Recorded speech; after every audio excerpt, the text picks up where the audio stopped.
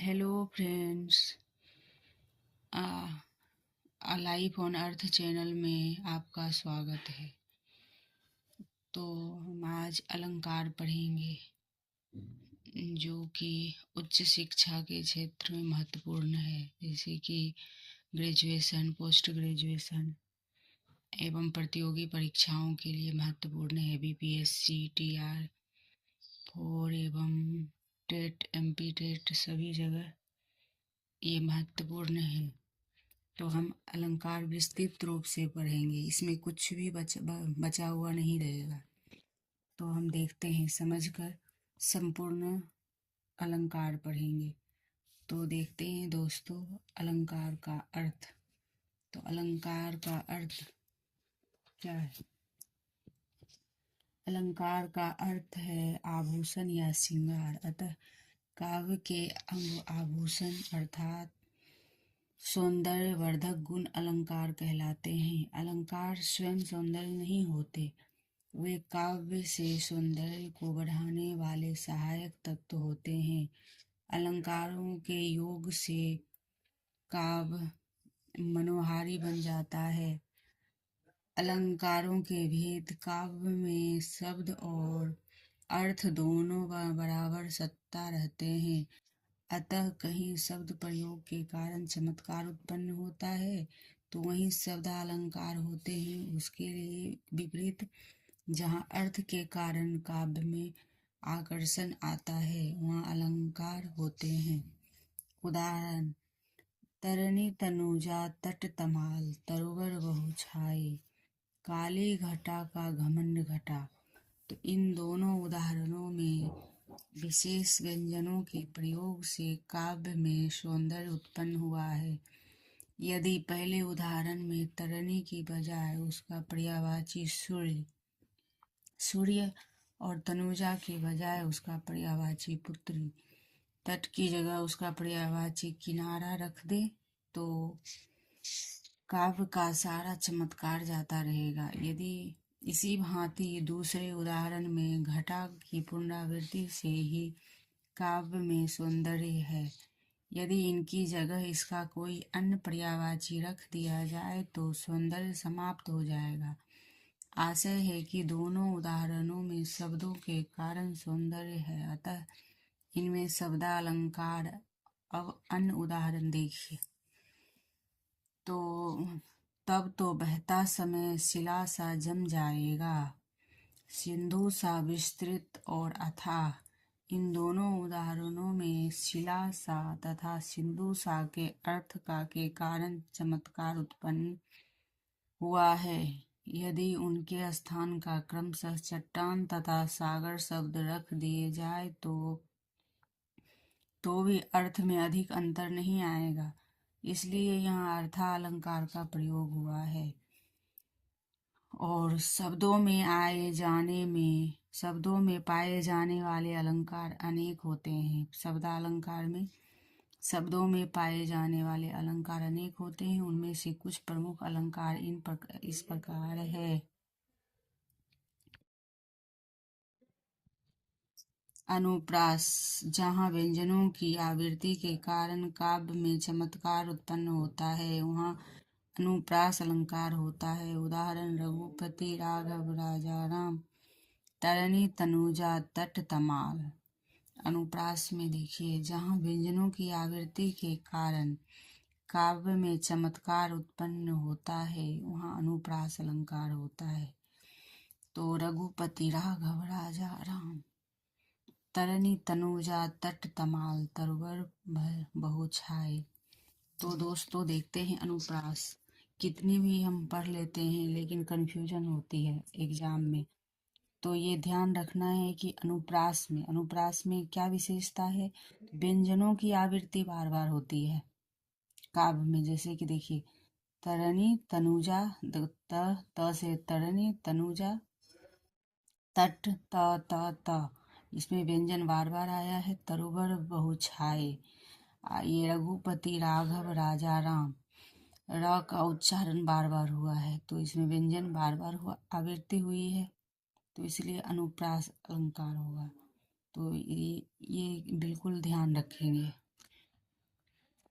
फिर देखते हैं, चारों चंद की चंचल किरणें खेल रही है जलथल में, च और ल और र की आवृत्ति, ल लटकिन मानो मत मधु पगन, मदाउप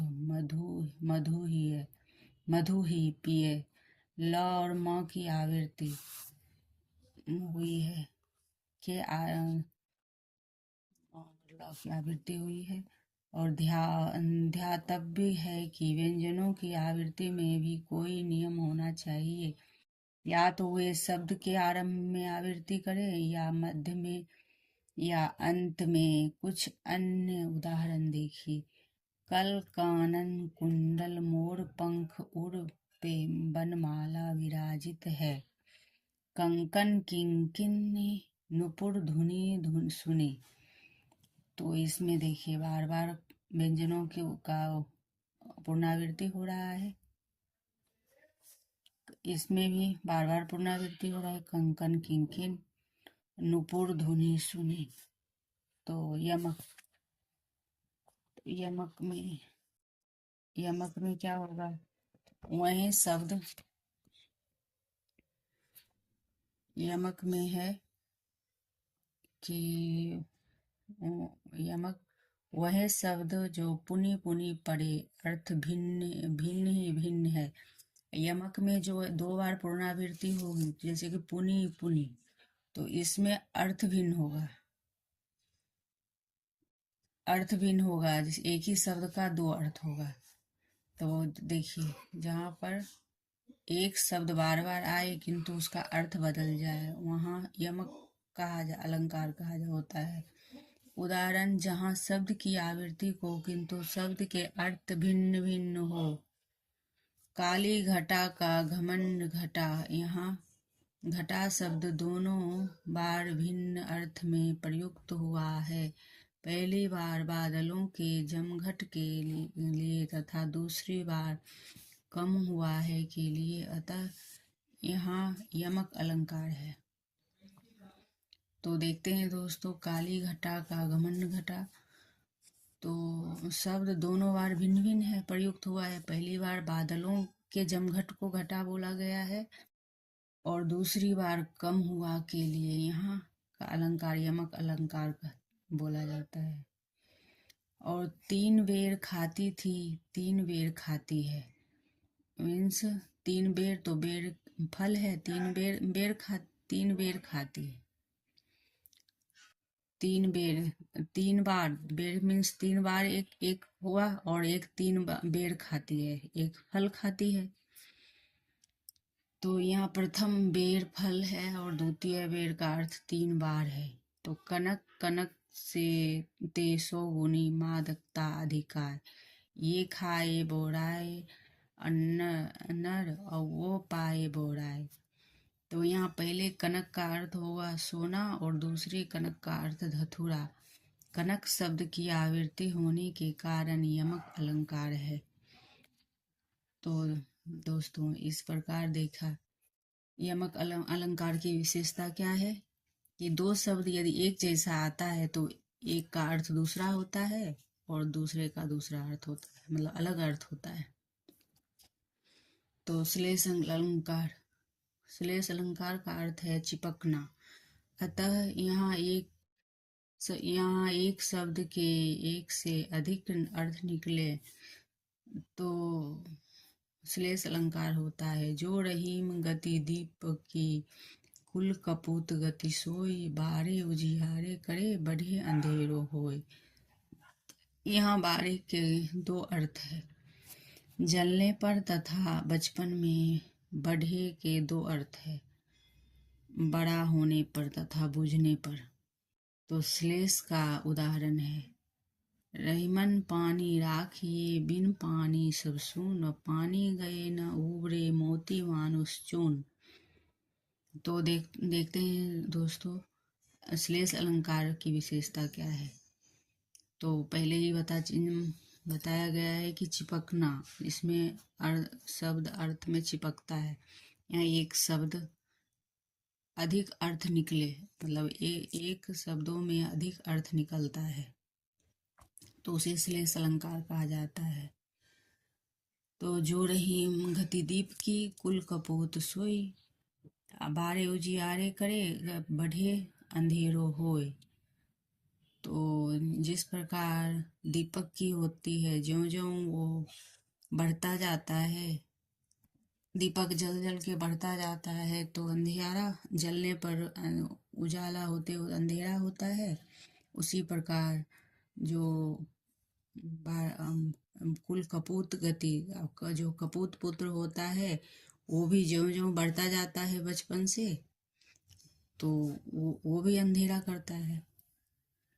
यदि सपूत हो तो उजाला करेगा और कपूत होगा तो अंधेरा होगा। तो इसमें ये शब्दों में अर्थ चिपका हुआ रहता है। अश्लेष अलंकार का अन्य उदाहरण देखिए। रहीमन पानी राखिए बिन पानी सब सून, अब पानी गए ना उबरे मोती मानुष चुन। यहाँ पानी का अर्थ मोती के साथ चमक से है।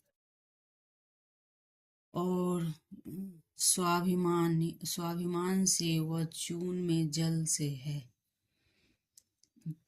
तो देखते हैं अर्थालंकार। तो रहीमन पानी राखिए बिन पानी सब सून, पानी गए ना उबरे मोती मानुष चून।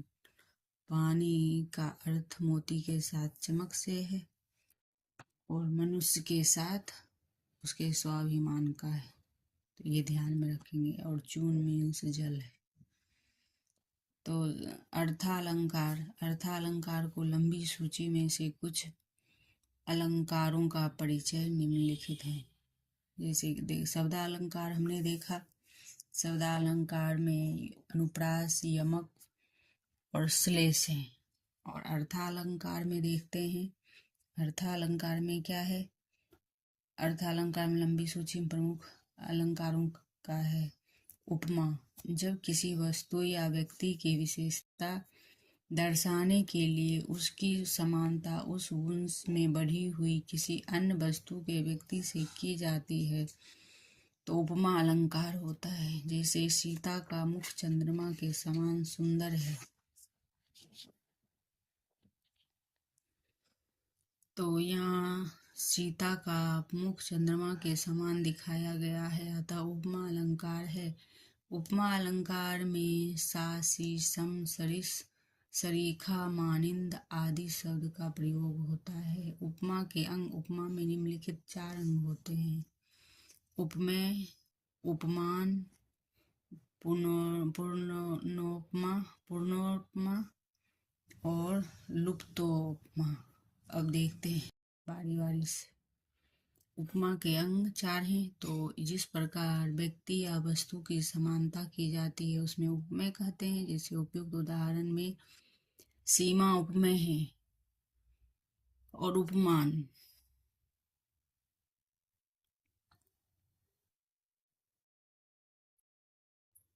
उपमान जिस प्रसिद्ध वस्तु या व्यक्ति से उपमेय की समानता की जाती है उसे उपमान कहते हैं।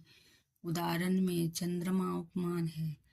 समान धर्म उपमेय और सम उपमान में जो गुण समान पाया जाता है या जिस समान गुण की समानता की जाती है तो उसे समान धर्म कहते हैं। जैसे सुंदर समान धर्म है। तो वाचक शब्द जिस शब्द विशेष की से समानता का या उपमा का बोध होता है उसे वाचक शब्द कहते हैं। उदाहरणार्थ के समान वाचक शब्द पुनोर्पमा। पुनोर्पमा जिस सब उपमा में चारों अंग उपस्थित रहते हैं उसे पुनोर्पमा कहते हैं होते हैं। जैसे पीपल पात सरिस मंडोला, और वह दीप शिखा सी शांत भाव में लीन है, वह टूटे तरु की। इसमें चारों अंग उपस्थित रहते हैं। तो लता सी दीन, जय लक्ष्मी सी उदित हुई, मुख बाल रवि सम लाल होकर ज्वाला सा बोधित हुआ। तो इसे पुनर्पमा का उदाहरण है। तो उपमा में क्या होता है?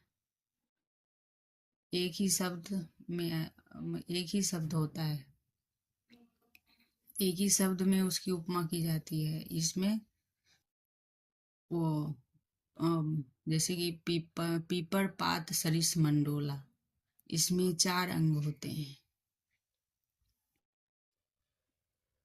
और लुप्तोमा उपमा में क्या है, उसका उपमा अलंकार में चारों अंगों में से एक अंग लुप्त हुआ लुप्तोमा अलंकार होता है। जैसे कि यह देखिए, अरविंद से शिशु वृंद कैसे सो रहे, समान धर्म लुप्त है।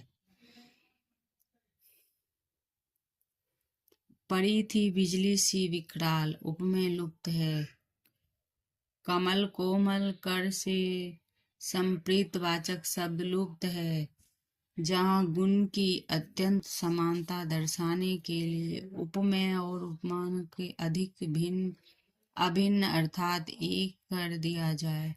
दूसरे शब्दों में उपमान की उपमेय सा आरोपित कर दिया जाए, वहाँ रूपक अलंकार उदाहरण है। जलता है यह जीवन पतंग, यहाँ जीवन उपमेय है और पतंग उपमान, परंतु रूपक अलंकार के कारण जीवन उपमेय और पतंग उपमान का आरोप कर दिया गया है। तो देखते हैं रूपक में क्या होता है। रूपक अलंकार परीक्षा में बार बार पूछी जाती है, तो ध्यान देंगे। इसमें क्या है, जहाँ गुण अत्यंत समानता दर्शाते हैं, उपमेय उपमान का अर्थात एक कर दिया जाए, दूसरे उपमान में को उपमेय में आरोपित कर दिया जाता है। जलता है यह जीवन पतंगा, यहाँ जीवन उपमेय है और पतंग उपमान है, परंतु रूपक पतंगा पतंगा वो होता है कीड़े जो उड़ते हैं वो, परंतु रूपक अलंकार के कारण जीवन उपमेय और पतंगा उपमान का आरोप कर दिया जाता है। आए महंत बसंत और अत्यंत सत्यशील दृढ़ ध्वजा पताका, सत्यशील ध्वजा पताका। एक राम घनश्याम हित चातक तुलसी, राम घनश्याम चातक तुलसीदास। मैया तुम्हें तो चंद्र खिलौना ले हूँ, चंद्र खिलौना इसमें है रूपक। मन का फेर है, मन का फेर है। बन सारदी चंद्रिका, चादर ओढ़े चंद्रिका चादर। उत्प्रेक्षा, जहाँ उपमेय और उपमान की समानता के कारण उपमेय में उपमान संभावना और कल्पना की जाए, वहाँ उत्प्रेक्षा अलंकार होता है। इसके वाचक शब्द है मनु मानो तनु, जनु जानहु जानो मनहु आदि उदाहरण है। उत्प्रेक्षा में मतलब मनु मानो जनु जानहु जानो मनहु आदि एक उदाहरण है। कहती हुई यूं उत्तरा के नेत्र जल से भर गए, हिम के कणों से पूर्ण मानो हो गए पंकज नहीं। यहाँ उत्तरा के अश्रुपूरित नेत्र उपमेय हैं तथा हिमकण पूरित पंकज उपमान है। तो उपमेय में उपमान की संभावना मानववाचक द्वारा व्यक्त की गई है। तो उस काल मारे क्रोध के तनु कांपने उनका लगा है, मानो हवा के जोर से सोता हुआ सागर जगा। सोवन ओढ़े पीत पट, श्याम सलोने पगात, मानो नीलमणि शैल पर आतप पर्यो प्रभात। अतिशयोक्ति, जहाँ किसी गुण या स्थिति का बढ़ा चढ़ा कर वर्णन किया जाए, वह वर्णन अविश्वसनीय सा प्रतीत होने लगे, वहाँ अतिशयोक्ति अलंकार होता है। देख लो साकेत नगरी है यहीं, स्वर्ग से मिलने मगन में जा रही है। यहाँ साकेत नगरी के ऊंचे भवन को आकाश की ऊंचाई छूते हुए दिखाया गया है। अतिशयोक्ति अलंकार होता है।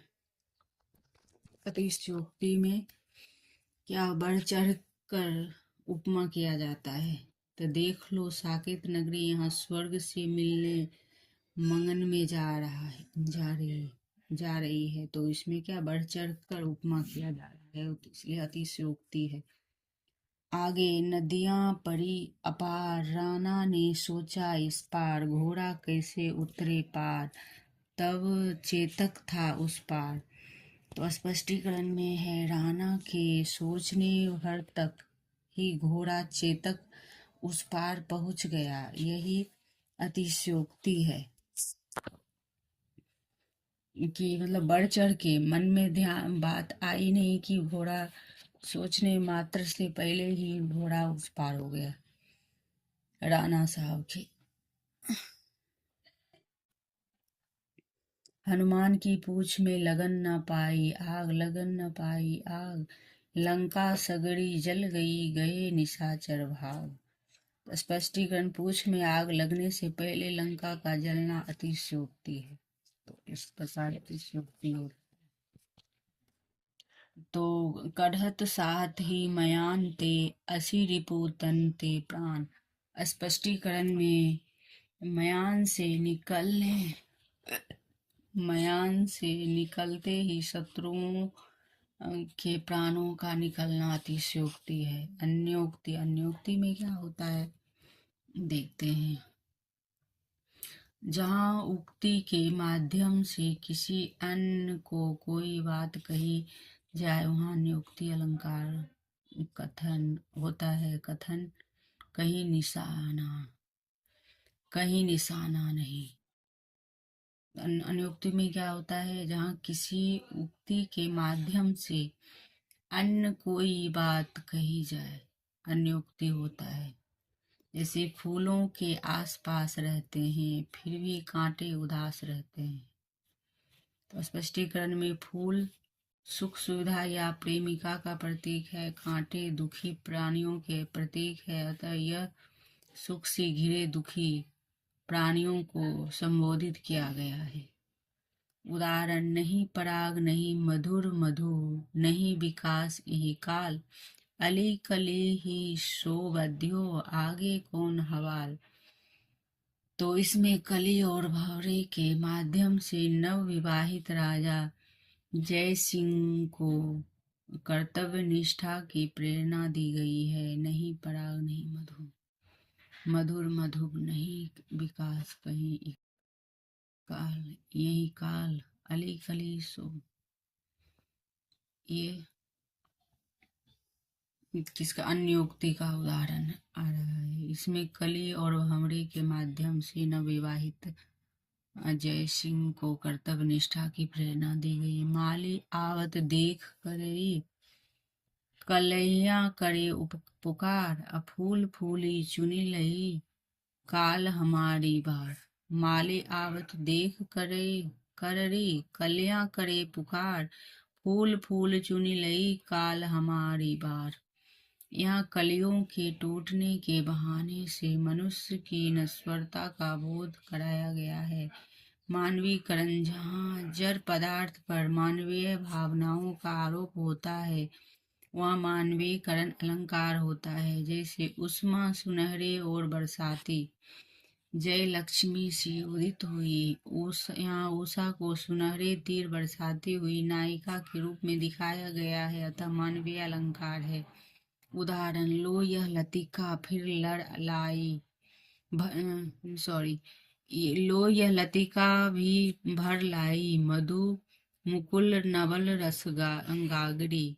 तो दोस्तों मानवीय का क्या विशेषता है, तो जहाँ पदार्थों पर मानवीय भावनाओं का आरोप होता है तो मानवीय अलंकार होता है। उष्मा सुनहले और बरसाती जय लक्ष्मी सी उदित हुई। यहाँ उषा को सुनहरे तीर बरसाती हुई नायिका के रूप में दिखाया गया है, मानवीय अलंकार है। लो यहाँ लतिका भी भर लाई, मधु मुकुल नवल रस। तो दोस्तों इस प्रकार अलंकार समाप्त हुआ।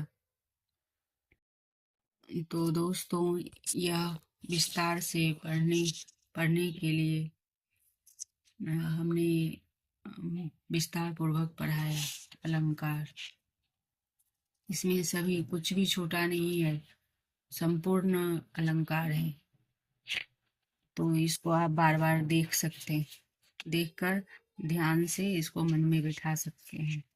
तो दोस्तों, यदि अच्छा लगे तो लाइक एवं सब्सक्राइब कीजिए, कमेंट कीजिए, क्योंकि प्रतियोगी परीक्षाओं के लिए महत्वपूर्ण है। हम संपूर्ण व्याकरण पढ़ रहे हैं, तो इसके बाद हम रस पढ़ेंगे। तो धन्यवाद दोस्तों।